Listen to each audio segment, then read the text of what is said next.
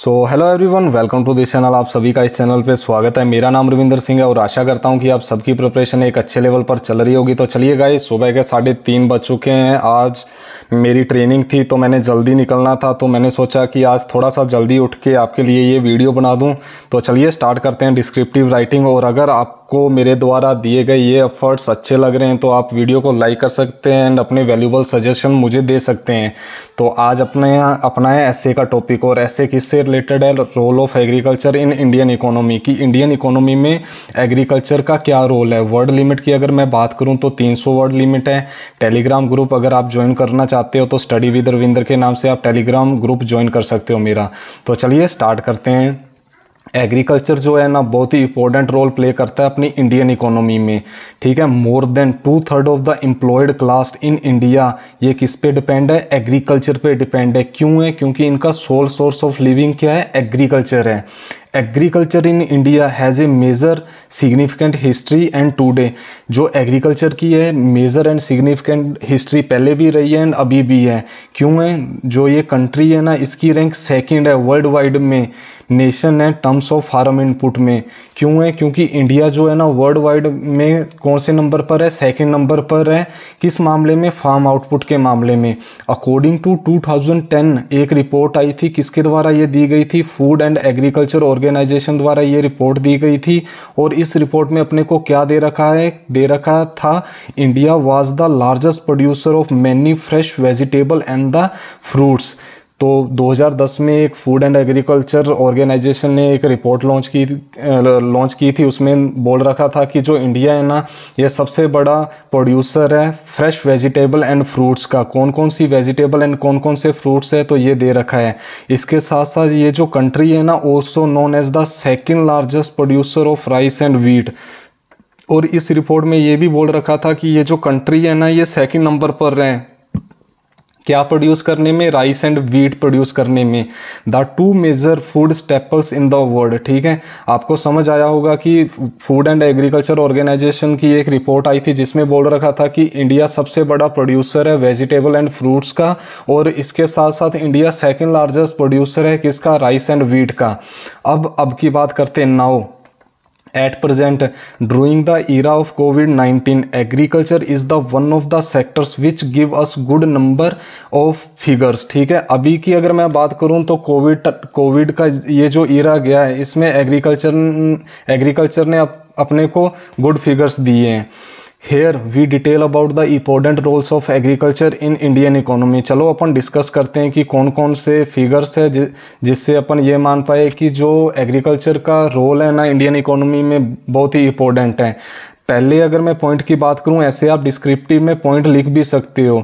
Role of agriculture in economic planning. ठीक है, the prospect of planning in India also depend much on agriculture sector. जब भी अपने कोई भी प्लानिंग करते हैं, prospect of planning in India किस पे डिपेंड है? ये एग्रीकल्चर सेक्टर पर भी डिपेंड है। क्यों है? एक good crop always provide impetus toward a planned economic development of the country by creating better business climate for the transport system, manufacturing industry and internal trade। आपको समझ नहीं आया होगा, चलो दोबारा से अपने तोड़ के पढ़ते हैं कि अगर अच्छी फसल होगी, मान लीजिए मैं आपको एग्जांपल देता हूँ, अगर अच्छी फसल होगी तो अपने को अच्छे से अपन प्लान बना सकते हैं कि हाँ भाई, अगर अच्छी फसल होगी तो जब भी अपने उसको हार्वेस्ट करेंगे तो अपने को ट्रांसपोर्ट चाहिए। अगर ट्रांसपोर्ट एक स्टेट से दूसरे स्टेट में ट्रांसपोर्ट के लिए भी चाहिए, मैन्युफैक्चरिंग इंडस्ट्री में भी थोड़ी सी ग्रोथ होगी, इंटरनल ट्रेड भी बढ़ेगा। तो एक गुड क्रॉप के इधर बेनिफिट अपने को बताए गए हैं। एक गुड क्रॉप ऑलवेज अपने को क्या देता है? गुड अमाउंट ऑफ फाइनेंस भी देती है टू द गवर्नमेंट को for meeting it's planned expenditure. अगर अच्छी क्रॉप होगी तो अमाउंट में भी वो ज़्यादा होगी और पैसा भी ज़्यादा आएगा, जिससे गवर्नमेंट अपने जितने भी खर्चे हैं ना उनको प्लान कर सकता है। सिमिलरली साथ साथ एक bad crop lead to a total depression in business. अगर जो क्रॉप है वो सक्सेसफुल नहीं हुई है तो complete depression in business of the country में होगा, which ultimately lead to a failure of economic planning.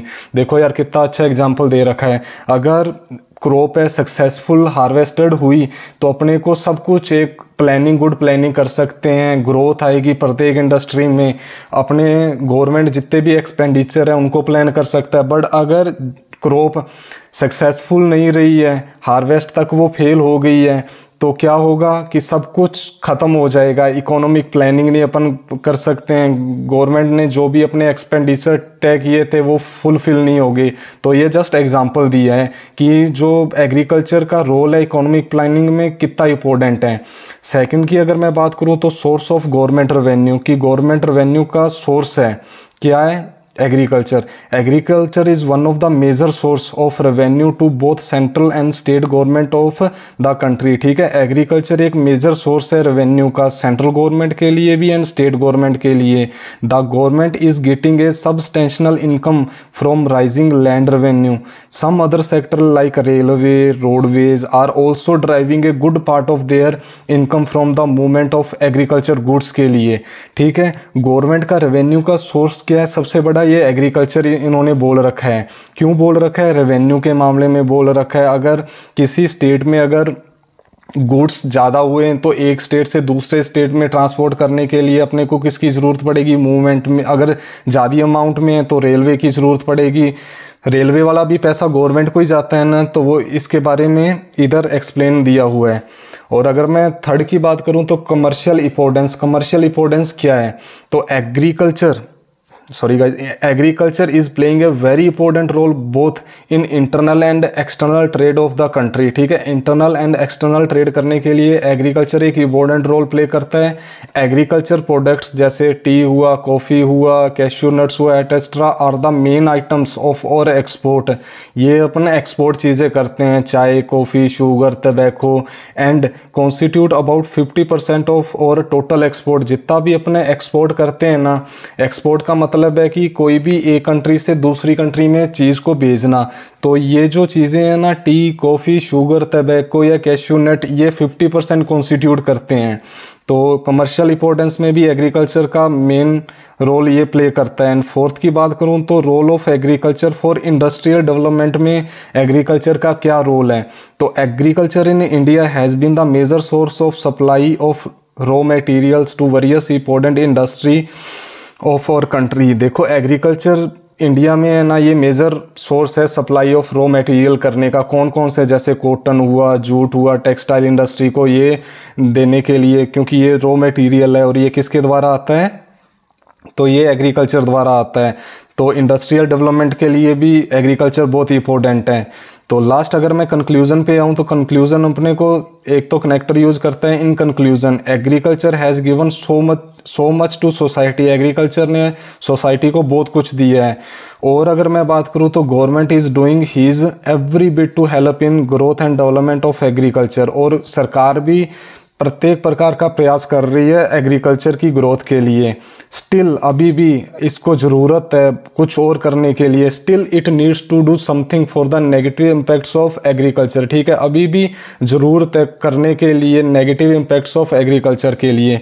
तो आई होप आपको समझ आया होगा role of agriculture in Indian economy. सबसे पहले अपने को इंट्रोडक्शन देना है, फिर अपने को ये 4 पॉइंट बस आप याद कर लेना, आप लिख तो आराम से दोगे कि रोल ऑफ इकोनॉमिक प्लानिंग में एग्रीकल्चर का क्या रोल है, गवर्नमेंट रेवेन्यू एग्रीकल्चर देती है। ठीक है, कमर्शियल इंपॉर्टेंस क्या है एग्रीकल्चर में, role of agriculture for industrial development क्या है, और लास्ट में जब भी आप एंड करोगे तो एक कनेक्टर यूज करना है इन कंक्लूजन।